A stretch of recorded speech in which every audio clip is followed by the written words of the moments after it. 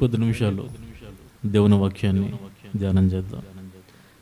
కీర్తనల గ్రంథము 55వ అధ్యాయము 22వ వచనంలో ఒక చక్కని మాటని ప్రభువు అక్కడ మన కొరకే రాయించాడు. చూడండి, నీ భారము యెహోవా మీద మోపము, ఆయనే నిన్ను ఆదుకొనును. ఇక్కడ చాలా ప్రాముఖ్యమైన మాట. కీర్తనాకారుని ద్వారా పరిశుద్ధాత్మ దేవుడు ప్రేరేపించి మనకు అందిస్తున్నటువంటి ఒక వాగ్దానం. ఈరోజు లోకంలో చాలామంది రకరకాల పరిస్థితుల మధ్య, రకరకాల గందరగోళాల మధ్య నలిగిపోతూ ఉన్నారు.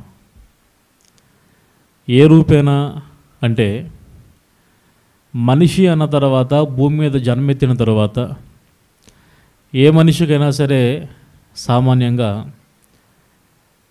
కష్టాలు, శ్రమలు అనేవి సర్వసాధారణం. చాలామంది అనుకునేది ఏంటంటే, నాకే ఎందుకు వస్తుంది, నాకే ఎందుకు ఇలా జరుగుతుంది అనుకుంటారు. పెద్దోళ్ళు ఒక మాట అంటారు కదా, కష్టాలు అనేవి చెట్లు పుట్లకు రావు, మనుషులకే వస్తాయి అంటారు కదా. ఆ మాట తప్పు. చెట్లకి పుట్లకు కూడా ఉంటాయి, వాటికి ఉండే కష్టాలు వాటికి ఉంటాయి, బయటపడలేవంతే. ఎందుకంటే వాటికి నోరు లేదు. సపోజ్ ఒక చెట్టు ఉంది, చెట్టుకు ప్రాణం ఉండిద్దా ఉండదా చెప్పండి? చెట్టుకు ప్రాణం ఉండిద్దని ఎంతమందికి తెలుసు? ఉండిద్దా? ఆ చెట్టు కొమ్మ నరికేసామనుకో, దానికి బాధ కలిగిద్దా కలగదా? ఇప్పుడు మనకి చెయ్యి ఉంది, చేతికి వేళ్ళు ఉన్నాయి, ఒక ఏళ్ళు కత్తిరించి పక్కన పడేసామనుకో, బాధ కలిగిద్దా కలగదా? అదేవిధంగా చెట్టుకు కూడా ప్రాణం ఉంటుంది. దాని నుంచి ఏదైనా కొమ్మను కానీ, అనుకొమ్మను కానీ, ఆకును కానీ, కాయను కానీ, పిందెను కానీ, పుష్పాన్ని కానీ వేరు చేసినప్పుడు చెట్టు కూడా బాధపడుతుంది. దానికుండే బాధ దానికి ఉండిద్ది. ఈ లోకంలో శ్రమ పొందకుండా ఉండే జీవి ఎవరున్నారో ఒకళ్ళని చూపించండి. కీటకాలకు ఉండే బాధలు కీటకాలకు ఉంటాయి, జంతువులకు ఉండే సమస్యలు జంతువులకు ఉంటాయి, మనుషులకు ఉండే సమస్యలు మనుషులకు ఉంటాయి, ఎవరి వాళ్ళకు ఉంటాయి. సమస్య లేని ప్రాణి అంటూ భూమి మీద ఏ ఒక్కరూ లేరు. ఇప్పుడు మానవుడికి వచ్చిన పెద్ద చిక్కేంటి అంటే, ఆ సమస్య అనే ఒక భారాన్నే తన తలపైన మోస్తూ ఇప్పటికీ ప్రయాణం చేస్తున్నాడు మానవుడు. ఇంతకీ ఏంటా సమస్య అంటే, ఒక్కొక్కరికి ఒక్కొక్క రకమైన సమస్యలు ఉంటాయి. కొంతమంది దేవుడు అధికంగా ప్రేమించిన వ్యక్తులకి అన్నీ కలిసికట్టుగా వస్తాయి. ఒక్కొక్కరు ఒక్కొక్క రకమైన భారాన్ని మోస్తూ ఉన్నారు. ఇప్పుడు మత్తయి సువార్త 11వ అధ్యాయము 28వ వచనం, ప్రయాసపడి భారం మోసుకొనుచున్న సమస్త జనులారా నా యొద్దకు రండి, నేను మీకేమిస్తాను? విశ్రాంతినిస్తాను అన్నాడు. ఇప్పుడు మీరందరూ యేసు ప్రభువు నమ్మాయన దగ్గరికి వచ్చారా అంటే, నమ్మే వచ్చామని చేతులు ఎత్తారుగా. నమ్మాయన దగ్గరికి వచ్చినప్పుడు భారం దించుకోవాలా, మీరే మోసుకోవాలా? ఆయన ఏమన్నాడు? ప్రయాసపడి భారము మోసుకొనుచున్న సమస్త జనులారా వచ్చేం చేయండి, మీ భారమును నా పైన మోపి నేనిచ్చే విశ్రాంతిని మీరు పొందుకోండి అన్నాడు. ఈరోజు కొంతమంది చేసే తలతెక్క పని ఇదే. ప్రత్యేకంగా పిలుస్తున్నాడు. ఏమని? మనిషి ఒక భారాన్ని మోస్తున్నాడు, అది ఏదైనా కానీ. కొంతమందికి అప్పుల భారం. ఏ భారం? అప్పుల భారం. తలకు మించిన అప్పులు చేసుకుంటారు చాలామంది. కొంతమంది ఏమో న్యాయం కోసం చేస్తారు, కొంతమంది ఏమో డాబు కోసం చేస్తారు. అదేదో లోక సామెత ఒకటి ఉంది, అప్పు చేసి పప్పు కూడా ఏదో అంటారు కదా. నేను 2 రకాల మనుషులను గుర్తెరుగుతున్నాను.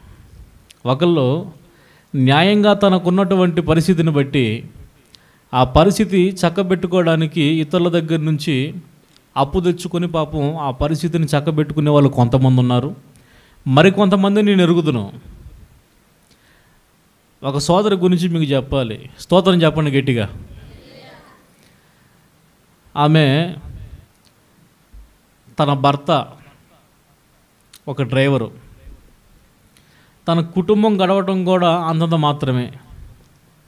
ఎందుకంటే అసలే పాపం పేద ఫ్యామిలీ. వాళ్ళ భర్త ఎప్పుడో పోతుంటాడు, పొయ్యి కోసం డబ్బులు తీసుకొని వస్తూ ఉంటాడు. అతను పొయ్యి వచ్చేటప్పటికి ఈమె తినాలి బతకాలి కదా పిల్లల్ని పెట్టుకొని.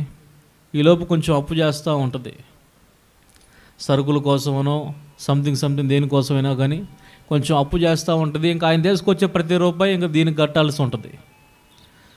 ఏమేం చేసిందో తెలుసా? పనికి బాదు, పిల్లల్ని రెడీ చేసి బడికి పంపించిద్ది. ఆయన ఏమో డ్యూటీకి వెళ్ళిపోతాడు. ఏం ప్రశాంతంగా ఇంటికాడ కూర్చొని ఆమెతో కూడా సహదాసులు కొంతమంది ఉంటారు, స్నేహం చేసేవాళ్ళు. వాళ్ళతో పనికి మాలిన ముచ్చట్లు పెట్టుకునిద్ది. ఒకరోజు ఏం జరిగిందంటే ఆ ముచ్చట్లో పడ్డారు. ఆ మాట్లాడుతున్న వ్యక్తుల్లో ఒక వ్యక్తి మాట్లాడుతుంది, వదినా నీకు తెలుసా, జాగ్రత్తగా రండి అమ్మా, నీకు తెలుసా మా ఆయన నిన్నే డబల్ డోర్ ఫ్రిడ్జ్ తెచ్చాడు. ఏ ఫ్రిడ్జు? డబల్ డోర్ ఫ్రిడ్జ్ తెచ్చాడు అనగానే మన అక్కాయికి ఫీజులు పోయినాయి. ఎంతైనా కొంచెం డిగ్నిటీ ఉంటుందిగా, కాస్త హోదా అనేది ఉంటుందిగా. మాకు లేదు, ఏం కట్టి వచ్చింది అంటే వాళ్ళ ఆయన జాబ్ చేస్తాడు, వీళ్ళ ఆయన ఏం చేస్తాడు? డ్రైవింగ్ చేస్తాడు. డ్రైవింగ్కి వచ్చే శాలరీ ఎంత, జాబ్కి వచ్చే శాలరీ ఎంత? వాడికి 40,000 వస్తాయి, వీడికి ఎంత వస్తాయి? 10,000 12,000 వస్తాయి, అంతేగా. అతనికి ఇతనికి తేడా లేదా? వాళ్ళు 80,000 పెట్టి డబల్ డోర్ ఫ్రిడ్జ్ తెచ్చారు. ఎంత? ఎల్జీ కంపెనీ రేటు ఉంటాయి, లక్షల్లో ఉంటాయి డబల్ డోర్ ఫ్రిడ్జ్లు. 80,000 పెట్టి తెచ్చారు అనగానే ఏమో కళ్ళు లైట్లులాగా వెలిగినాయి అక్కాయికి. వదినా ఒకసారి చూడవచ్చు ఆ ఫ్రిడ్జ్ని. దాందే ఉంది వదినారా, వచ్చి చూడు అనగానే ఇక కింద నుంచి పైదాకా చూసింది, డోర్లు తీసింది, అడి తీసింది, ఇది చూసింది. అబ్బో పులకించిపోయింది. పాపం కర్మగాలి చూసి ఇంటికి వచ్చే సమయానికి వాళ్ళ ఆయన ఫోన్ చేశాడు, ఏమ్మా ఎట్లున్నావు, అన్నం తిన్నావా అని. ఇంకెట మాట్లాడిద్ది? కసి పెరిగింది. తిన్నావులే, నువ్వు కావాలి సంపాదిస్తున్నావు, రోజుకు 3 సార్లు ఫోన్ చేసి అడుగుతావు తిన్నావా లేదా అని. మేము సుఖంగా ఉంటావు, నీకు ఇష్టం లేదా అని మొదలుపెట్టింది. ఇదేంది లేనిపోయింది, నువ్వు క్షేమంగా ఉన్నావా లేదా కనుక్కుందాని ఫోన్ చేస్తే ఎట్లా మాట్లాడతావేంది అంటే, నువ్వేం సంపాదిస్తున్నావు, ఏం పెడుతున్నావు మాకు, పక్కింటి వాళ్ళని చూడు అన్నీ తెచ్చిపెట్టుకుంటున్నారు క్షేమంగా. వాళ్ళ ఆయన అసలు కాలు బయటపడినిచ్చే పని లేకుండా సమస్తం సమకూరుస్తున్నాడు, నువ్వేం తీసుకొస్తున్నావు? ఫ్రిడ్జ్ తెచ్చుకున్నారంట తెలుసా అంది. ఫ్రిడ్జా? మనకెందుకు అమ్మాయి ఫ్రిడ్జ్ అన్నాడు. మనకెందుకేంటి మరి, వాళ్ళకెందుకు, మనకి అవసరమే, తెచ్చుకోవాలి తప్పదు అంది. లోకల్లో కొంతమంది ఇట్లా ఉంటారు, ఎదుటోళ్ళు ఏ ఆట ఆడితే ఆ ఆట ఆడడానికి సిద్ధంగా ఉంటారు కొంతమంది. నేను చెబుతున్నా జాగ్రత్తగానండి. ఆ ఆట వాళ్ళు ఆడారా, ఏమో కూడా ఆడటానికి సిద్ధమయ్యి వాళ్ళ ఆయనకి తెలియకుండా వడ్డీలో 40,000, ఫైనాన్స్లో 40,000 తెచ్చింది. ఎంత? వడ్డీలో, ఫైనాన్స్లో మరి ఎవరిని పట్టుకొని తెచ్చిందో అర్థం కాల, మొత్తానికి తెచ్చింది. వాడేమో ఫోన్లో నా వల్ల కాదు, నేను తేలేను, నా దగ్గర అంత స్తోమత లేదు అని చెప్పి చేతులు ఎత్తేసాడు. వాళ్ళ ఇంట్లో ఉండటం ఏంటి, మన ఇంట్లో లేకపోవటం ఏంటి అని పోటీకి పోయి 80,000 పెట్టి ఆ మరుసటి రోజే దించింది ఫ్రిడ్జ్. మరుసటి రోజే దించింది. మళ్ళీ మీటింగ్ ఏర్పడిద్దిగా, మీటింగ్ వచ్చింది. వదినా మేము కొన్న ఫ్రిడ్జ్లో పెరుగు పెట్టాం, అసలు మంచులా కరిగిపోతుంది అనుకో అని ఆమంది. అవునా, మా ఇంట్లో కూడా ఫ్రిడ్జ్ ఉంది వదినా, మీది మంచు అయితే మాది ఐస్ గడ్డ ఉంది. ఏ గడ్డ? ఐస్ గడ్డలాగా మాది కట్టుకట్టిపోతుంది పెరుగు. అంటే నువ్వెప్పుడు కొన్నావు అంది. నువ్వేనా ఎందుకు కొనేది? మేము కూడా కొంటాం చూడరా. చూపించింది. ఆ వచ్చిన వాళ్ళందరూ చూశారు, బాగుంది, పొగిడారు, ఆకాశానికి ఎత్తారు. ఎన్ని మునగ చెట్లు అయితే కావాలో అన్ని మునగ చెట్లు ఎక్కించారు, బాగుంది. నెల గడిచింది.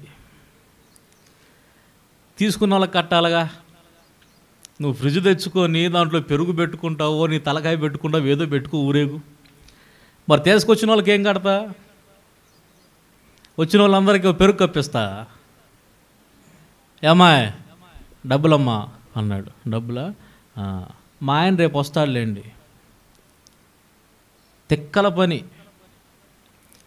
పోటీకి పోయి అప్పు చేసి అది న్యాయంగా చేస్తే దేవుడు ఏదో ఒక రూపైన సాయం చేస్తాడు, కానీ డాబు దర్పం కోసం చేస్తారు కొంతమంది. నేను చెబుతున్నా, అది తెలిసి తెలిసి నీ పైన నువ్వు భారాన్ని పెంచుకోవటమే. ఒక ఆయన చూసా నేను, పాపం చూడటానికి తక్కువ కుటుంబం అయింది, ఒక్కగానొక్క కొడుకు. సరే తప్పులేదు, నేనేం కాదన్ను.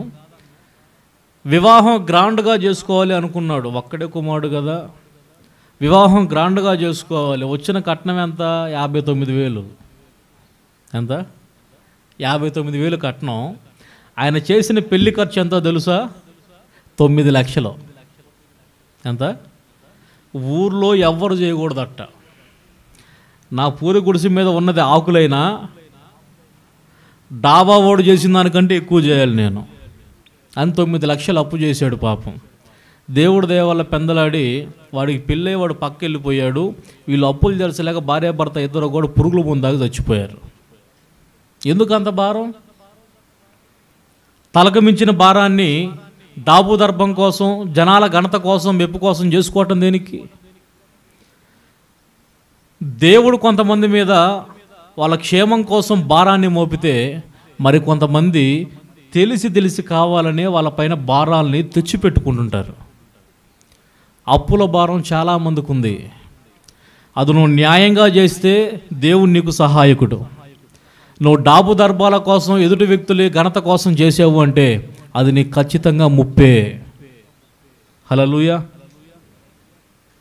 ఇచ్చేవాళ్ళు బాగానే ఇస్తారు ఇచ్చేటప్పుడు, తీసుకునే వాళ్ళు బాగానే తీసుకున్నారు తీసుకునేటప్పుడు. కట్టేటప్పుడు ఉండిద్దిగా. ఇళ్లలో కనపడరు, ఫోన్లు ఎత్తరు, మాట చిరునామా ఉండదు, పాపం అల్లాడిపోతూ ఉంటారు. అరే వాడు వస్తున్నాడ్రా, ఇంటికాడు ఉన్నాడ్రా అంటే వీడు గజగజలు ఉడుకుతా కూర్చుంటారు ఇంట్లో. పాపం చాలామంది తలుపులు వేసి బయట తాళాలు వేపించి మేము లేము ఇంట్లో అని చెప్పించే వాళ్ళు కూడా ఉన్నారు పాపం. ఎందుకు అంత పరిస్థితి? నీకున్న దాంట్లో, దేవుడు నీకు ఇచ్చిన దాంట్లో తృప్తి పట్టడం నేర్చుకోవాలి. హల్లెలూయా. ఏం చేయాలి? దేవుడు మనకిచ్చిన దాంట్లో తృప్తి పట్టడం నేర్చుకోవాలి. అధిక భారాన్ని పెంచుకోకూడదు. ఈ అప్పు భారము అనేది ప్రతి మనిషిని కూడా కృంగదీసిద్ది, బలహీనపరిచిద్ది. చాలామందిని నేను చూసా, ఈ భారంతోనే చాలామంది వాళ్ళ భారాన్ని మోసుకుంటూ పాపం బలహీనలైపోయి చాలామంది లోకాన్ని విడిచిపోయిన వాళ్ళు ఉన్నారు. అప్పు భారం అనేది చాలా డేంజర్. మీరు ఎంతమందికి అప్పులు ఉన్నాయి చోదులేతండి? ఎంతమందికి ఉన్నాయి? లేని వాళ్ళు ధన్యులే. అప్పులు ఎంతమందికి ఉన్నాయి? యేసు నామములో మీకున్న అప్పులు మొత్తం కూడా తొలగిపోనుగా. ఎందుకంటే అమ్మో ఆ భారం మామూలు కాదు, తెలుసు నాకు. అటు నుంచి ఇటు వచ్చాను, ఇప్పటికీ అనుభవిస్తున్నాను. Praise the lord. ఆ భారాన్ని తీసివేసేవాడు దేవుడే. కానీ మనం చేయాల్సింది ఏంటి అంటే, చేయాల్సిన పని చేయకుండా పిచ్చి పిచ్చి పనులన్నీ చేస్తున్నాం. భారము మన పైన ఉన్నది అనుకున్నప్పుడు భారాన్ని దించుకుంటే తగ్గిద్ది, భారాన్ని మోసుకుంటే శ్రమ పెరిగిద్ది. భారం దించుకుంటే తగ్గిద్ది అని తెలుసు కూడా దించుకునే ప్రయత్నం చేయరు. ఎట్నే ఒక ఆమె, మీకు తెలుసులే మళ్ళీ చెబుతున్నా, మంచి వేసవి కాలంలో ఒక పెద్ద వయసు ఆవిడ రోడ్డు మీద వెళ్తూ ఉంది. పాపం అడుగుండా ఒక మీలాంటి మంచి వ్యక్తి ఆమెను చూసి జాలిపడి, అయ్యో ముసలావిడ ఎండలో పోతా ఉందే అనుకొని ఆమెను చూశాడు. కారులో వెళ్తున్నాడు. ఆ కారు బ్రేక్ వేసి ఆమెను ఎక్కించుకోవడానికి ఇతనికి అర్జెంట్ వర్క్ ఉంది. ఏవేమో నిదానంగా నడుస్తుంది. ఏమొచ్చి కారు ఎక్కేటప్పటికి పుణ్యకాలం పూర్తయిపోద్దని చెప్పేసి పాపం ఆయన లాగించుకుని వెళ్ళిపోయాడు. తర్వాత కొంత సమయానికి మళ్ళీ ఏమో ఆ రూట్లో వస్తూ ఉంది. ఈయన పని ముగించుకొని వస్తున్నాడు. ఈయనకంటే పడింది. సరే ఇందాకంటే కుదరలేదు, ఇప్పుడు కొంచెం సమయం ఉంది కదా, ఫ్రీగానే ఉన్నా కదా అని కారు ఆపాడు. కారు ఆపితే ఆమె ఏం చేస్తున్నావు తెలుసా, ఒక మూట, ఒక బరువైన, అది బియ్యం కావచ్చు లేకపోతే సంథింగ్ ఏదైనా కావచ్చు, ఒక మూట తన నెత్తిన పెట్టుకొని పాపం ఎండలో పడి వస్తూ ఉంది. ఆయన చూసి జాలిపడి, పెద్దమ్మా కారు ఎక్కువ అన్నాడు. అయ్యా అయ్యా అయ్యా చాలా నిండు వందనాలయ్యా, నన్ను ఎక్కడ దాకా దింపుతావయ్యా అంటే, నువ్వు ఎక్కడ దాకా వెళ్ళాలి అన్నాడు. పలానా దాకా వెళ్ళాలయ్యా అంది. సరే అక్కడికే దింపుతానులే ఎక్కువ అన్నాడు. బ్యాక్ సైడ్ డోర్ తీశాడు, కూర్చోబెట్టాడు. ప్రశాంతంగా కూర్చుంది. అది కొత్త కారు, పైగా ఏసీ కారు. హ్యాపీగా ఏసీ వేసుకున్నాడు, బండి డ్రైవ్ చేశాడు, చిన్నగా వెళ్తూ ఉన్నాడు. కొంచెంసేపు మాట్లాడాడు. ఆ మాట ఈ మాట సమాధానం చెప్పింది. ఇక తర్వాత బండి మూమెంట్ అయిన తర్వాత ఇతని నోట్లో నుంచి మాట్లేదు, ఆమె నోట్లో నుంచి మాట్లేదు. ఏమైందో ఏం అర్థం కాలేదు. ఏమో ఉందో పోయిందో కూడా తెలియట్లేదు. ఎందుకంటే అసలే పెద్ద వయసు ఆవిడ, ముసలిది, ఎండన పడి వచ్చింది, బొరు వేసుకొని వచ్చింది. ఈ చలని గాలికి కూర్చుంది. ఒకవేళ ఈ చలని గాలికి ఆయాసంతో ఊపిరాడలేక ఆగిపోయిందో, ఈ బరువు మోయలేక గుండెదడతో గుండె ఆగిపోయిందో, అసలే ముసలిది ఎండకు తట్టుకోలేక వచ్చి దీంట్లో పడి చచ్చిపోయిందో ఏమర్థం కావట్లా, సైలెంట్ అయిపోయింది. ఏం మాట్లాడట్లేదు, కదిలేట్లేదు అని చెప్పేసి ఈయన అద్దంలో కూడా చూశాడు.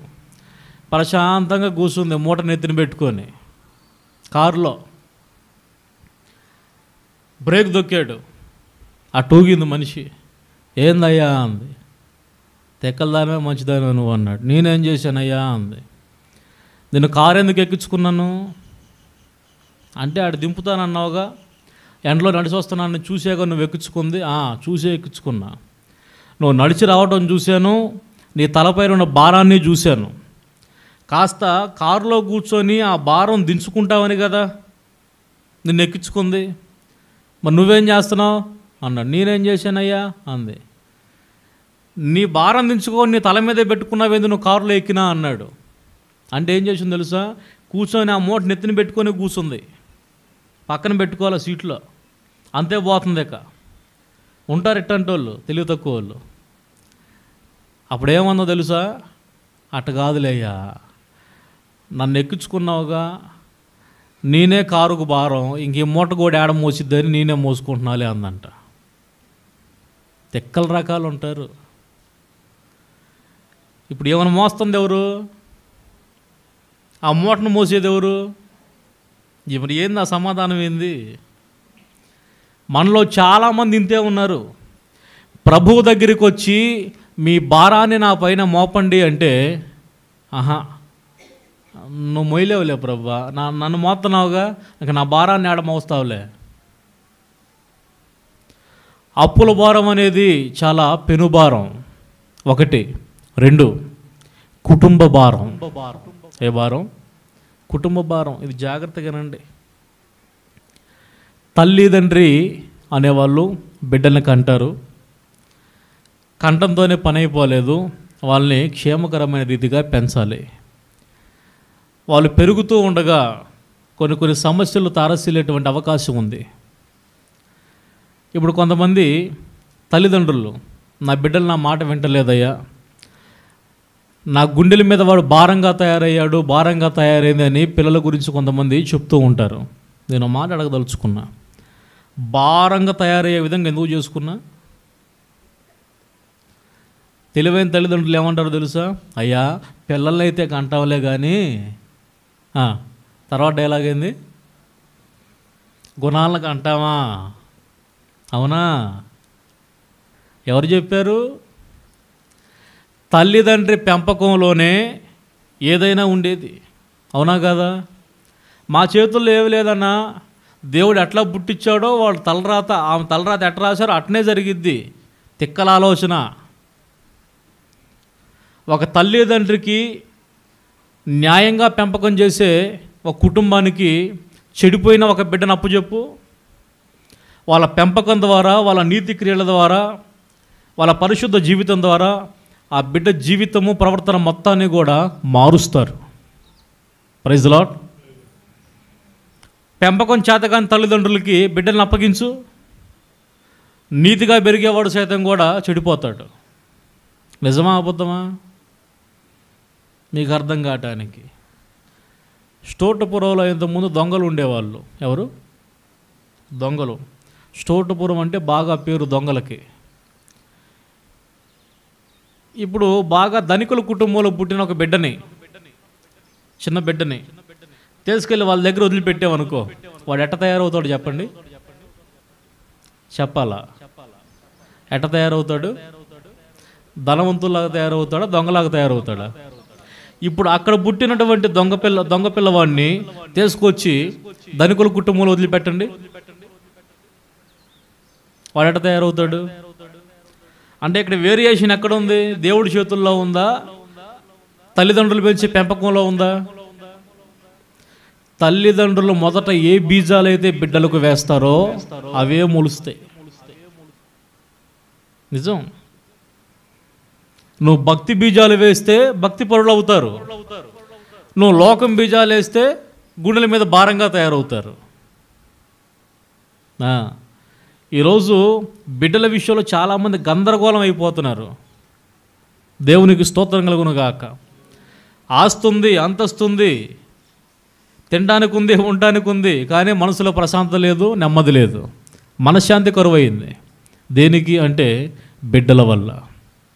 మాట వింటల్లా, క్రమం తప్పిపోయారు, బరిదగించి బతుకుతున్నారు, హద్దులు మీరు అడుగులు వేస్తున్నారు, తల్లిదండ్రుల మాట లెక్క చేయట్లా, కుటుంబీకుల మాట పట్టించుకోవట్లా, సామాజికుల మాటను పట్టించుకోవట్లా. నా జీవితం నా ఇష్టం అని లెక్క లేకుండా దొరుకుతున్నారు ఈరోజు యవనస్తులు, యవనస్తురాళ్ళు. త్రాగుడికి, వ్యభిచారానికి, ధూమపానానికి, పేకాటికి బానిసలై, డబ్బు ఖర్చు పెట్టడానికి బానిసలై, మత్తు పానీయాలకు బానిసలై వారి జీవితాన్ని వారు నాశనం చేసుకుంటూనే తల్లిదండ్రులకి భారంగా తయారయ్యి వాళ్ళ గుండెల్లో గుణపాలను గుచ్చుతున్నారు రోజు. నేను చెప్పనా, తల్లిదండ్రికి అది చాలా బాధ, చాలా భారం. అది ఇన్ని కేజీలు బరువు ఉండిద్దని నేను చెప్పలేనులే, కానీ చాలా వెయిట్, చాలా భారం. అయితే నీ భారము నీ మీద పెట్టుకోవద్దు. ఎందుకంటే నీ బిడ్డలను కట్టుకోవటం నీ చేత కాకపోతే, నీ బిడ్డలోనే భారాన్ని నువ్వు మొయ్యటం నీ చేత కాకపోతే, నీ భారము మోసేవాడు ఒకడున్నాడు, ఆయనే నజరేయుడగు యేసు. నీ భారము యావత్తు ఆయన పైన మోపు, ఆయనే చూసుకుంటాడు, ఆయనే ఆదుకుంటాడు అని రాసుంది. కానీ అట్లెందుకు చేస్తావు? నీ వంతు ప్రయాసం నువ్వు చేస్తూనే ఉంటావు. మొక్కయి వంగంది వంగదీయాలి. చిన్నపిల్లల క్రమంలోనే బిడ్డల్ని ఇటువైపు కావాలో అటువైపు ఉంచేయాలి. యవనస్తులరా జాగ్రత్త. తల్లిదండ్రులకు భారంగా ఉన్నారో, వారి మనశ్శాంతికి ఆధారమై ఉన్నారో జాగ్రత్త పడండి. ఎందుకో తెలుసా? తల్లిదండ్రుల్ని హింసించిన వారి కళ్ళను లోయగాకులు పీకుతీ అని ఉంది. Praise Lord. యవన ప్రాయంలో పిల్లలు ఏం చేస్తారంటే, ఆడపిల్లైనా మగపిల్లైనా తల్లిదండ్రుల కష్టాన్ని అర్థం చేసుకోరు. ఆ ఉడుకు రక్తం వేరు, ఆ యవన ప్రాయం వేరు, పరిగెత్తుతూ ఉంటారు. నువ్వు చైన్లు వేసి కట్టేసిన పెడాబెంచులు అయిపోతాయి చైన్స్ కూడా, అంత బలం వాళ్ళకి. ఉక్రోషం అట్లా ఉంటుంది. వాళ్ళు ఏమనుకుంటారంటే, కన్నారు, పెంచారు, మాకు రెక్కలు చేసుకొచ్చారు, ఇప్పుడు మాది, మేము ఏదైనా చేయొచ్చు అన్న ఆలోచనలో, నీకు తెలుసా నువ్వు పెంచిన తల్లిదండ్రిని బాధ పెడుతున్నావని? నువ్వు చేసే ఆలోచన ద్వారా, నువ్వు వేసే అడుగు ద్వారా, నీ ప్రవర్తన ద్వారా, నీ విధానం ద్వారా తల్లిదండ్రులకి ఘనత రావాల్సిన బదులు తల్లిదండ్రులకి అవమానం వస్తుంది అన్న ఆలోచన కూడా తెలియదు కొంతమందికి. పెద్దోళ్ళు ఒక మాట అంటారు, తాతకు పెట్టిన బొచ్చ ఇప్పుడు నీ తల్లిదండ్రులు నువ్వు ఎంత భారంగా తలకాయ నొప్పిగా తయారయ్యావో రేపు నీకు వచ్చే బిడ్డలు కూడా అదే రీతిగా తయారవుతారు. నీవు ఏమి విత్తుతావో ఆ పంటనే కొయ్యాలి. ఒడ్ల గింజ విత్తి నేను దానిమ్మ చెట్టు కోస్తానంటే కుదరదు. దానిమ్మ గింజ విత్తి నేను బత్తాయి కాయలు కోస్తానంటే కుదరదు. నువ్వు ఏ విత్తనం అయితే విత్తుతున్నావో అదే పంటను నువ్వు కొయ్యాలి, తప్పదు. Praise Lord. యవ్వన ప్రాయంలో ఉన్నవాళ్ళు జాగ్రత్త పడాలి. యవ్వన ప్రాయం అనే కాదు, ఇది ఏ వయసు వారికైనా సరే ఆపాదించవచ్చు. ఎందుకంటే ఏ ఒక వ్యక్తి మీద కూడా నువ్వు భారంగా ఉండకూడదు. నిన్ను బట్టి ఒకళ్ళు నాకు భారంగా ఉందా ఈ వ్యక్తి అనకూడదు. భారం అంటే తెలుసా? బరువు. బరువు అంటే నీ ద్వారా వాళ్ళకి ఏదో రకమైన ఇబ్బంది కలుగుతుంది అని అర్థం. అత్తాగోడలు ఎవరైనా ఉంటే జాగ్రత్త పడండి. అత్తాగోడల్లో నేటి కోడళ్ళే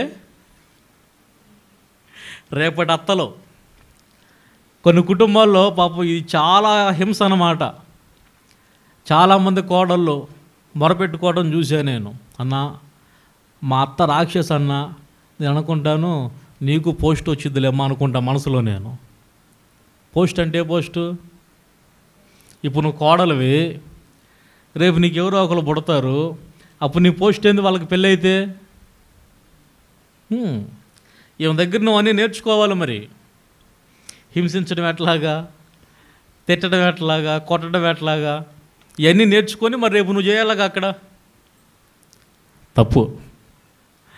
నేను విషయం చెబుతావేనండి. నేను చిన్నతనంలో ఉన్నప్పుడు మా నాన్న చెప్పాడు ఈ విషయం. ఏంది శాలే మనకు వాళ్ళ నాన్న చదువుతాడు, నీకు మీ నాన్న చదువుతాడా? మా నాన్న కూడా చెప్పేవాడు. మరి ఏం చేద్దాం, ఆయన కట్ట నాకెట్ట. ఒక అత్తాకోడలు ఉన్నారు. ఎవరు? నిద్రపోయేలు గట్టిగా స్తోత్రం చెప్దాం. మెలకుతో ఉన్న వాళ్ళు చెప్పండి, జాగ్రత్తగా రండి. నూతనంగా పెళ్ళయింది, కోడల పాప ఇంట్లో అడుగుపెట్టింది. ఏది? ఇత్తడి చెంబులో ధాన్యాన్ని కాలుతో తన్ని. మరి తెలుసా, ఇదొక ఆచారం ఉంటుంది. గడప మీద ఇత్తడి చెంబు పెట్టి దాని నిండా బియ్యం పోసి బొట్టినీళ్ళతో దొల్లిస్తారు దాన్ని. మరి దేనికి సూచన నాకు ఇప్పటికి అర్థం కాదు. ఇత్తడి చెంబులో ధాన్యాన్ని దొల్లిచ్చిందే అంటే ఇల్లు మొత్తం ఊడుచుకొని పోయిద్దనా, లేదంటే బస్తాలు వచ్చి కొమ్మరించబడతాయనే? ఏదో పిచ్చాచారాలు తెలియదు సావదు.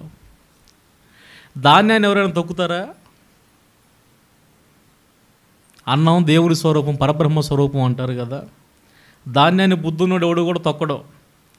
కొన్ని ప్రాంతాల్లో కాలుతో దన్నేస్తారు. మా ఇంటి ఆలస్యం వచ్చింది, ఇక దాంతో మాకేం పని? నిజం. ఆలస్యం వచ్చి ఇంట్లో అడుగు పెట్టినారు, ఉన్నాయి మొత్తం పోవటం కూడా చూసే చాలా. నేను తెలీదు. వచ్చింది, అడుగు పెట్టింది, పాపం ప్రశాంతంగా కొనసాగుతుంది. భర్త ఏమో మెతక, నోట్లో ఏముండదు. అబ్బా భలే చెబుతారమ్మా మీరు. నోట్లో లానికి లేనాడు, అంత మెతక. ఏమనలేడు, ఏం మాట్లాడలేడు. ఇక ఇంట్లో హయాం ఎవరిది అంటే గవర్నమెంట్ అంతా అత్తయ్య గారిది. మాయ్ సుజాత, అత్తయ్య గారు చెప్పండి, కాఫీ తీసుకుని అబ్బా అమ్మాయి. అలాగే అత్తయ్య గారు. పోయింది. సొంటి కాఫీ తెమ్మంటారా, ఇంకేమైనా తెమ్మంటారా? ఏది ఉంటే అది తీసుకొనిరా అంది. తెచ్చింది. కొన్ని రోజులు అత్త మైండ్ సెట్ అర్థం చేసుకోవడానికి ప్రయత్నం చేసి లోబడినట్లుగా విధేయత చూపింది. ఇక కొంచెం చనువైంది అత్త, ఇక మాట మీరింది. అమ్మాయి సుజాత, ఏంది అత్తయ్య? టిఫిన్ పెట్టమ్మా. టిఫినా? కొంచెం ఆలస్యమైంది అత్తయ్య. అదేందమ్మాయి, నాకు పనులు ఉన్నాయిలే. ఇక ఈ కర్మానికి వచ్చేసింది. ఈ అత్తగారికి 2 ఆవులు ఉన్నాయి. ఎన్ని ఉన్నాయి? 2 ఆవులు ఉన్నాయి. ఈ అత్తగారికి పాపం కాలక్రమేణా పక్షవాతం వచ్చింది. ఏ వ్యాధి? పక్షవాతం వచ్చింది. పాపం మనసులో ఉంటుంది. ఆ ఆవులు అంటే ఈమెకు బో ప్రేమ. మూగజీవులు అంటే ఇంటి పాడి ఆవులు అన్నమాట అవి. ఇప్పుడు వాటి భారం అంతా ఎవరి మీద పడింది? అత్త మూలం పడితే గవర్నమెంట్ కోడలేగా. పాపం ఈ మంచంలో కూర్చొని చెబుతుంది, అమ్మాయి పాపం ఆవులకి ఏదన్నా మేత వేసిరమ్మా అంది. షెడ్డు కాడికి వెళ్ళకుండానే వేసొచ్చాను అత్తయ్య అనిద్ది. జాగ్రత్తగా నండి ఈ మాట. అవి అరుస్తూ ఉంటే బయట ఉండి, అమ్మాయి వాడికి నీళ్ళు అయినాయమ్మా కొంచెం పెట్టిరమ్మా సుజాత అంటది. పోయి పెట్టొచ్చినట్టే, వెళ్ళొచ్చాను అత్తయ్య పెట్టొచ్చాను అంటది.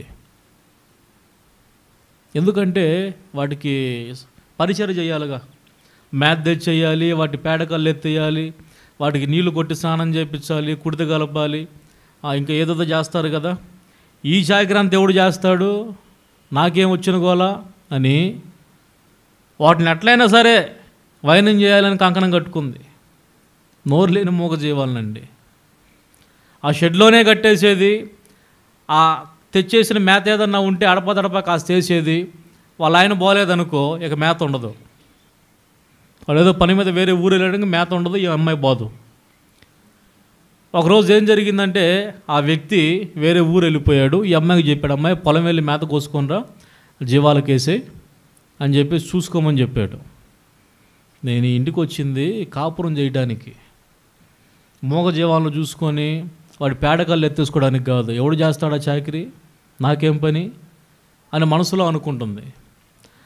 పాపం అత్తగారికేమో వాటి స్పర్శ అర్థం అవుతుంది. ఊరకట్లా అరిస్తేనే గుర్తుపట్టిద్ది, ఎందుకంటే పెంచి పెంచి ఉందిగా.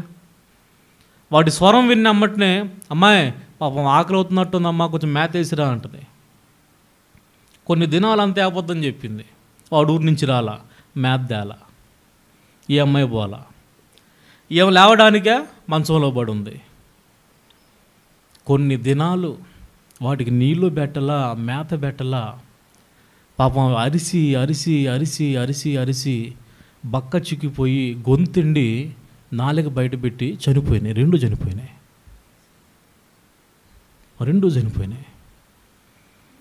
కొంత సమయం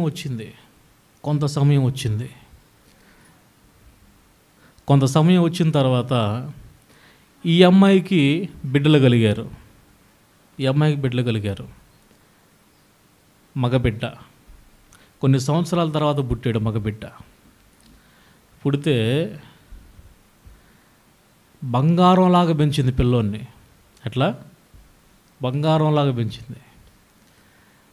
మరి యుక్త వయసు వచ్చిన తర్వాత పెళ్లి చేయాలిగా, పెళ్లి చేసింది. బంగారానికి తోడు బంగారమే వచ్చింది. అంటే అర్థం చేసుకోండి, ఏమర్థమైంది మీకు? బంగారంలాగా ఇన్ని పెంచింది అంటే అతి గారాభంగా పెంచింది. బంగారానికి తోడు అంటే గారాభం కలిగిన పిల్ల, ఫారం కోడ్ వచ్చింది. మీకు అర్థం కావడానికి వచ్చింది. ఏమేమి ఆశించిందో తెలుసా? ఈ అబ్బాయిని పెంచుకున్న తరువాత వాళ్ళ ఆయన అడ్డం పడాల్సి వచ్చింది. ఏది? ఈ గారాబానికి వాడు చాకరీ చేయలేక వాడు అడ్డం పడాల్సి వచ్చింది. ఇప్పుడు ఇంటి కుటుంబ బాధ్యత అంతా ఏమ మీద పడాల్సి వచ్చింది. పాపం తప్పలా ఇక చాకరీ చేయడానికి పూనుకుంది. ఇక కోడల పిల్ల వచ్చిందిగా, కోడల పిల్ల చూసుకునేదిలే, నేను రెస్ట్ తీసుకోవచ్చు అనుకుంది పాపం. ఏమండి, వయసులో ఉన్న వాళ్ళు ఎప్పుడు వయసుతో అంతే ఉంటారా? కాలం గడిచే కొద్దీ, కాలం మారే కొద్దీ జవసత్వాలు ఉడికిపోతాయి. ఒకప్పుడు కరెక్ట్గా గుర్తితే గోడ పగిలేది అనేవాళ్ళు ఇప్పుడు ఇటుకరాయి కూడా కదిలించలేరు. హల్లెలూయా. తంతే బిందెలేసేది ఒకప్పుడు, ఇప్పుడా కట్టెపుల్ల కూడా కదిలించలేరు. అయిపోద్ది, జవసత్వాలు ఉడికిపోతాయి.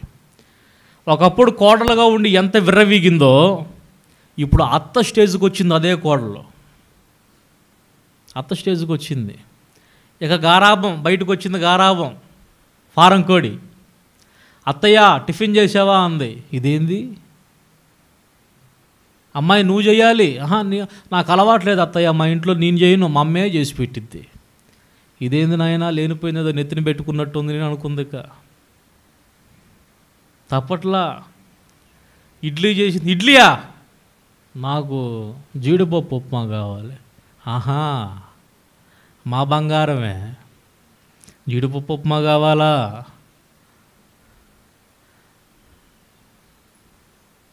టార్చర్ చేస్తుంది కోడలు. టార్చర్ అంటే మామూలుగా ఉండట్లా. అత్తకి గుర్తు తెచ్చుకుంటుంది, తన జీవితంలో ముందు జరిగిన విషయాలన్నీ గుర్తు తెచ్చుకుంటుంది. వామ్మో, అత్త పోస్ట్ అంటే ఎట్లా ఉంటుందా? నేను కోడలుగా ఉన్నప్పుడు మా అత్తని దీనికంటే ఎక్కువగా చేశాను, దీనికంటే తక్కువగా చేశానా అని ఆలోచించుకుంటుంది. పర్లా, నేను తక్కువే చేశానే మా అత్తకి, నాకేంది ఎట్లాగా అనుకుంటుంది. నువ్వు అత్త విషయంలో ఒక రకంగానే చేసి ఉండొచ్చేమో, మోగజీవుల విషయంలో చేసింది దేవుడు మర్చిపోలా. Praise the lord. ఇప్పుడు ఈ అమ్మాయికి ఏమి రాదు, వంట చేయటం రాదు, ఈమె చేసి పెట్టాల్సి వస్తుంది. ఈమె బయట చాకిరీ చేసి ఇంట్లో చాకిరీ చేసి అల్లాడిపోతుంది. కొన్ని రోజులకు దేవుడి దేవాలు ఏమి కూడా మంచం పెట్టింది. ఎవరు? అత్త. ఇప్పుడు చేసి పెట్టాల్సింది ఎవరు? కోడలు. ఏందో వండుతుంది, ఆ మామిడి చెక్కలో ఏదో మొఖానే వేస్తుంది. ఏడ తినిద్ది పాపం? కూర చేయడానికి చేస్తుంది, ఉప్పులు ఉండవు పాపం. ఒకరోజు కూర చేసింది. మీకు తెలుసా, ఒక వస్తువు, రెండు వస్తువులు ఒకే రకంగా ఉంటాయి. అదేందో చెప్పండి వంటకాల్లో? రెండు వస్తువులు ఒకే రకంగా ఉంటాయి. సాల్ట్, భలే చెబుతారే. ఒకసారి అదే చేసింది. అమ్మా ఉప్పు తగ్గింది అంది. ఆడ వరుసని బెరుచున్నాయి డబ్బాలు. అత్తయ్య తెల్లదేగా అంది. అదేనమ్మా అంది. ఆడ టైడ్ సోప్ ఉంది, టైడ్ సర్ఫ్ ఉంది. విడి సర్ఫులు అయితే కొన్ని బ్లూ కలర్ మిక్స్ కలర్స్ వస్తాయి, టైడ్లో రావు. అది ప్యూర్ వైట్గా ఉంటుంది. వైటేగా అంది. ఆ వైటేనమ్మా అంది. గుప్పిడేసింది దాంట్లో. శుభ్రం కలిపి తీసుకొచ్చి పెట్టింది. ట్రై చేయండి ఒకసారి ఎట్లా ఉంటుందో ఇంట్లో. నోట్లో ముద్ద పెట్టుకుంటే తినాది గాల, కడుపు కట్టుకుంటుంది. ఒరే, బయట నుంచి వచ్చేటప్పుడు ఏమన్నా దేశరారా, ఆకలి అవుతుందిరా అంటే వాడు పట్టించుకోవట్లా. అమ్మాయి ఏదైనా నోటికి రుచికరంగా చేసి పెట్టమ్మాయి అంటే మొత్తం తగలబెడుతుంది. ఇటు తినలేక అటు కడుపు కట్టుకోలేక వాడు ఏమీ దేక ఆకలితో పస్తులుండి మాడి గొంతెండి చచ్చిపోయింది మంచంలో. స్తోత్రం చెప్పండి. ఈ విషయం అంతా గుర్తు తెచ్చుకుంది. నాకు కనీసం ముద్ద పెట్టేవాడు లేడు, కోడలుంది, కొడుకున్నాడు, నన్ను పట్టించుకునే నాథుడు లేడు, కడుపు కాలిపోతుంది, ఒక ముద్ద పెట్టేవాళ్ళు లేడు, కనీసం మంచిల్లివమ్మా అంటే నేను బ్యూటీ పార్లర్కి వెళ్ళాలి అత్తయ్య అంటుంది. ఒక చుక్క మంచిలు అక్కడ పెట్టెళ్ళమ్మా, గొంతెండిపోతుందమ్మా, నాకు వేరే పనులు ఉన్నాయి అత్తయ్య. ఆ మోగజీవాలకు నోరుంటే ఇంతే కేకలేసి అయ్యామో పాపం. అమ్మా ఆకలి అవుతుందమ్మా, అమ్మా కొంచెం దాహం అమ్మా, నీళ్ళు ఇవ్వండి మనం గొంతుంటే కేకలేసి అయ్యాము. వాడికి గొంతు లేదుగా, నోరు లేదుగా. గుర్తు తెచ్చుకుంది, అయ్యో ఒకప్పుడు నోరు లేని మూగజీవాలను అన్యాయంగా వాటిని పస్తులుంచి మార్చి చంపేశానే. నేను పెట్టిన విత్తనం వ్యర్థంగా ఎట్లా పోయిద్ది? తాతకు పెట్టిన బొచ్చ ఎట్లా పోయిద్ది? ఈరోజు నువ్వు ఎంత భారంగా అయితే ఎదుటి వ్యక్తులకు తయారవుతావో గుర్తుపెట్టుకోండి. మీరు ఎవరైనా సరే ఖచ్చితంగా అదే పరిస్థితి నువ్వు కూడా అనుభవించాలి. ఆ పరిస్థితికి వెళ్ళకుండా నువ్వు ఎవరికైతే భారంగా ఉన్నావో, నీకు ఏదైతే భారం ఉందో, ఒక సింపుల్ చిట్కా మీకు చెబుతున్నా. నీ పరిస్థితి నువ్వు మోసుకోలేవు, నీ భారాన్ని నువ్వు మోయలేవు. ఆ భారాన్ని మోస్తూ ఒకటే జరిగిద్ది, నువ్వు చనిపోవటమే.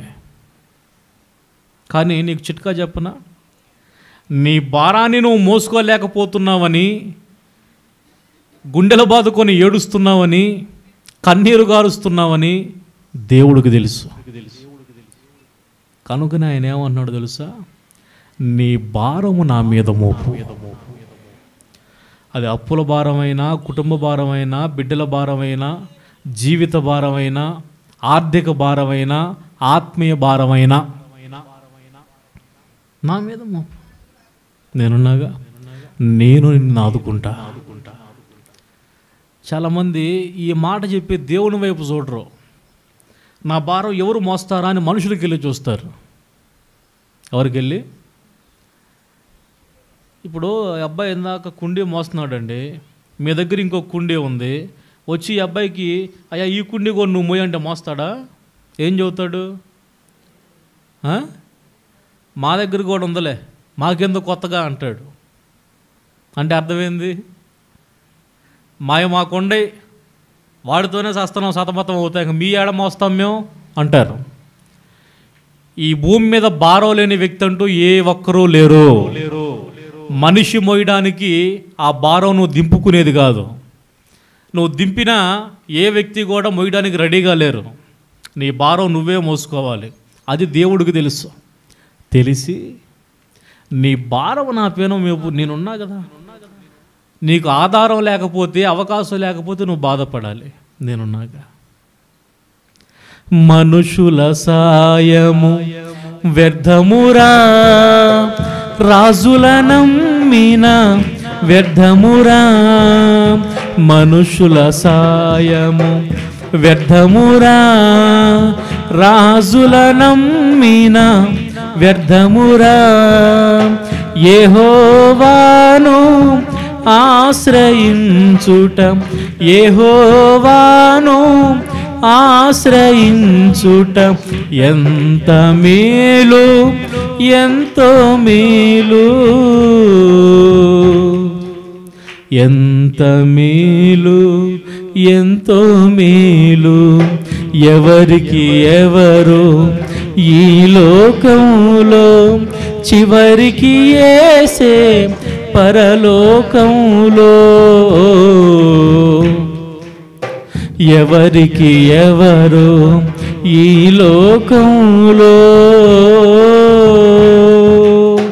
ధనము నీకుంటే పాడండి.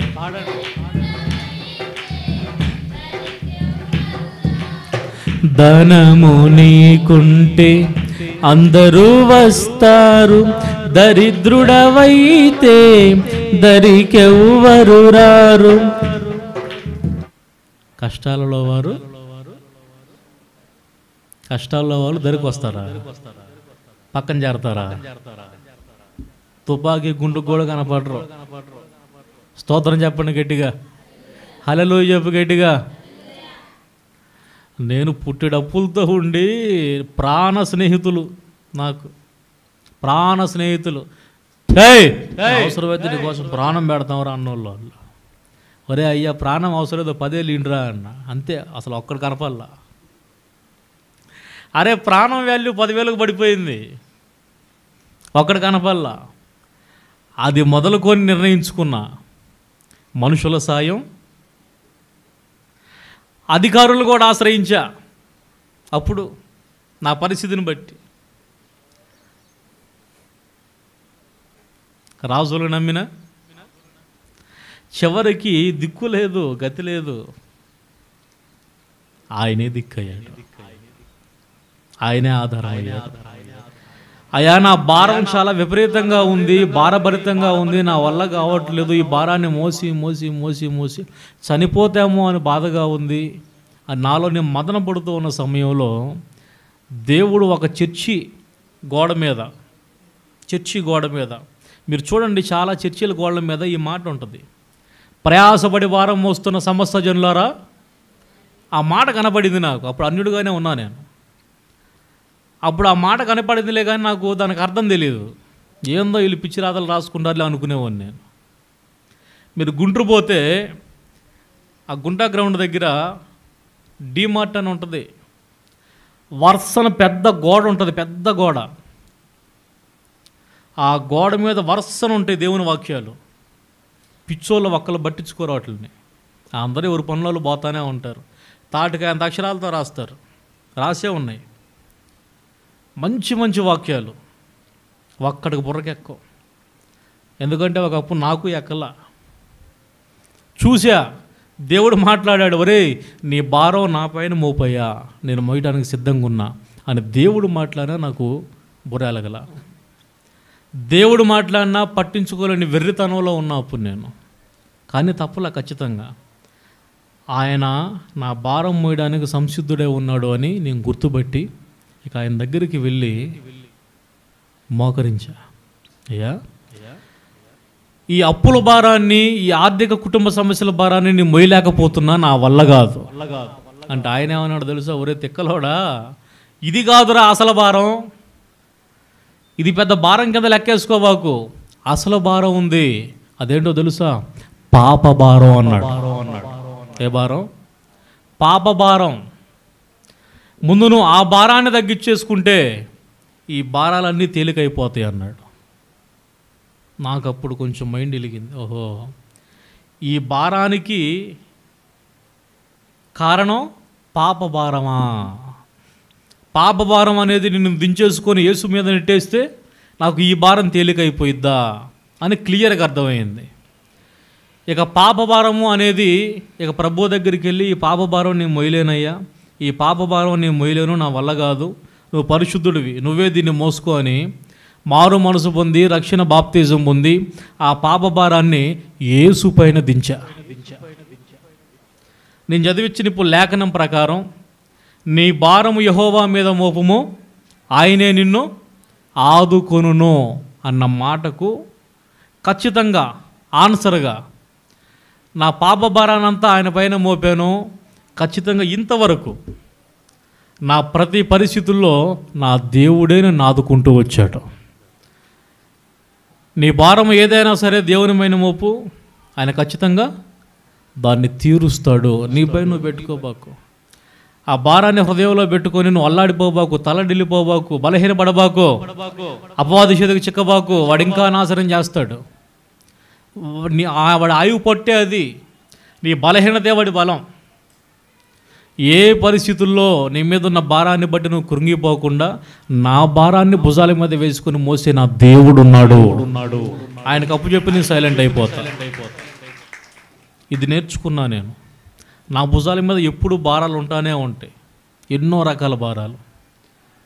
కొన్ని సందర్భాల్లో ఆత్మీయులతో పంచుకుంటా కానీ నాకు తృప్తి అనిపించదు, ఆదరణ అనిపించదు. శుభ్రంగా ప్రార్థన చేసుకుని ఏకాంతంగా పోయి ఆయన భుజాల మీద వదిలిపెట్టి ప్రశాంతంగా వస్తా. I happy. అది ఏ భారమైనా నేను నేర్చుకున్నదే మీకు చెప్తున్నా. మీకు ఏ భారం ఉన్నా దేవుని పాదాలు పట్టుకొని ఆయన మీద మోపే ప్రయత్నాన్ని నేర్చుకోండి. మీ మీద మీరు మోసినంతకాలం ఇబ్బందే. Praise Lord. కాబట్టి ఇది సాధన చేయండి. ఇప్పుడు మీకు సమస్యలు ఉన్నాయి, ఆ సమస్య ఒక భారంగా తయారైంది. మరి ఇప్పుడు ఆ భారం వెళ్ళిపోవాలంటే ఏం చేయాలి? ఖచ్చితంగా ప్రార్థన చేయాలి. ఒంటె తెలుసా మీకు? అయిపోయిందిలే ఒంటె. ఎంతమంది చూశారు? పెద్ద మందిలో కూడా ఉంది ఒంటె. అంత ఎత్తుగా ఉంటుంది, మెడకాయ అంత పొడుగ్గా ఉంటుంది, వీపు పైన గోపురం లాగా ఉంటుంది. ఇవి నేల మీద కంటే కూడా ఇసుకలో ఫాస్ట్గా నడుస్తాయి. ఇసుకలో మళ్ళీ మనిషి నడవలేడు అట్లా. ఆ ఇసుకలో కొంతమంది వర్తకులు, వ్యాపారులు ఈ ఒంటిలను ఉపయోగించి సామాన్లు తీసుకెళ్తూ ఉంటారు. రాజస్థాన్ ఇసుక ఎడారుల్లో, ఈ ఎడారి ఇసుకలో ఒంటెలు ప్రయాణం చేస్తాయి. దాని మీద ఎనలేని భారాన్ని మోపుతాడు యజమాని. మోపి ఆ వస్తువులు అవన్నీ దానిపైన వీపు పైన కట్టేసి ఇక తాడు పట్టుకొని దాన్ని లాక్కెళ్తూ ఉంటాడు. అది కూడా ప్రాణేగా. ఎంతసేపు మోసిద్ది? కొన్ని కిలోమీటర్లు ప్రయాణం చేసిన తర్వాత దానికి వీపంతా బరువెక్కి భారం ఎక్కిద్ది. యజమాని భారం దించు, బాగా బరువుగా ఉంది అంటదా? తెలియదు పాపం, దానికి నోరు లేదు. కానీ అదో చిన్న టెక్నిక్ చేసిద్ది. ఏం చేసిద్దో తెలుసా? వాడు అట్లా తాడు పట్టుకొని వెళ్తూ ఉంటే ఇక అడుగు ముందు కదపదు. ముందు కదపకుండా వాడి ముందు దేనంగా వాడికి వెళ్ళి చూసి మోకాల్లోనిది ఒంటె. దాని రెండు మోకాళ్ళు ఎదురు అతని ముందు అట్లా మోకాళ్ళు లేసిద్ది. అంటే ఆటోమేటిక్గా యజమానికి అర్థమైపోయింది ఏమని అంటే, ఓహో దీనికి భారం ఎక్కువైపోయింది, ఇప్పుడు నేను భారం దించాలి. నోరుంటే చెప్పేది, అయ్యా నాకు బరువుగా ఉందో దించు అని. నోరు లేదుగా. నోరు లేని మోగ జంతువులకి దేవుడు జ్ఞానాన్ని ఇచ్చాడు. ఆ జ్ఞానాన్ని ఉపయోగించి తన యజమాని ముందు అది ఎప్పుడైతే మోకరిల్లిందో ఆ యజమాని గుర్తుపట్టి దాని మీద ఉన్న భారాన్ని దించేసి దాన్ని అట్లా కాసేపు రెస్ట్గా వదిలేస్తాడు. Praise the Lord. ఒక మోగ జీవికి తెలిసింది దాని మీద ఉన్న భారాన్ని దించేసుకోవాలి అంటే దాన్ని గుర్తుపట్టే యజమాని ముందు మోకాల్లో నాలి అని. మరి మన యజమాని ఎవరు? అసలు యజమాని యేసయ్య. ఆ ఒంటిలు ఎవరు? నువ్వు నేనే. మరి ఇప్పుడు నీ మీద భారం అనేది ఉంది కదా, నీకు ఆ భారం అంతా పూర్తిగా బరువెక్కిపోయింది. దాన్ని దించేసుకోవాలంటే నువ్వు నేనేం చేయాలి? పరమ యజమానుని ఎదుట మోకరిల్లాలి.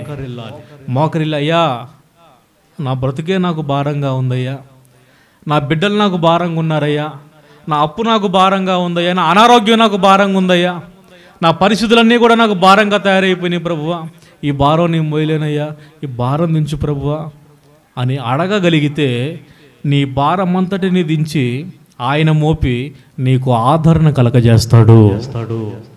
Praise the lord. ఇది గుర్తుపట్టిన వాళ్ళు ధన్యులే. ఒక ప్రార్థన వీరుడు తెలుసు నాకు, ఆయన పేరు ఒంటె మోకాళ్ళు కలిగిన వ్యక్తి అంటారు ఆయన్ని. ఏ మోకాళ్ళు? ఒంటె నిలువు మోకాళ్ళు లేచిద్ది, మనలాగా కూసోదు, నిలువు మోకాళ్ళు లేచిద్ది. ఆయన కూడా దేవుడి దగ్గర ఏది అడగాలన్నా నిలువు మోకాళ్ళ మీద ఉండి ప్రార్థన చేస్తాడు. సమాజం లోకం ఆయనకి ఇచ్చినటువంటి పేరు ఒంటె మోకాళ్ళు కలిగిన వాడు అని. అంటే ఒంటె సాదృశ్యం. తన యజమానుడి దగ్గర తన భారాన్ని దింపుకోవడానికి, ప్రశాంతత పొందుకోవడానికి అదే చిహ్నం. దాన్ని చూసి నేర్చుకోవచ్చు మనం. నీ వల్ల కావట్లా భారం మోయటం, మోసేవాడి దగ్గర అప్పుచెప్పు, మోకరించి విధేయతగా ఆయన చేతులకు అప్పగించు. హల్లెలూయా. అప్పుడు చూస్తావు సమాధానం. ఆమేన్. ఏడోవాకు, కన్నీరు గార్చవాకు, నీలో నువ్వు కృంగిపోవాకు, మదన పడవాకు, ఆలోచించి బుర్ర హీటెక్కి లేనిపోయిన రాగాలు తెచ్చిపెట్టుకోవాకు. నీవు నాకుండగా,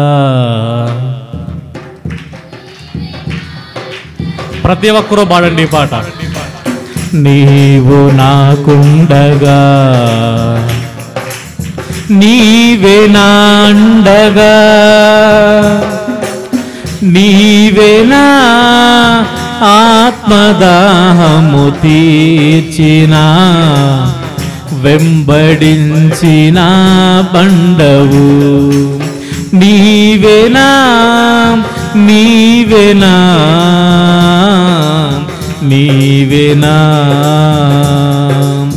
నీవేనా ఆత్మదాహము తీర్చిన వెంబడించిన బండవు. కలవరపడినే కొండల వైపు నా కన్నులేతుదునా,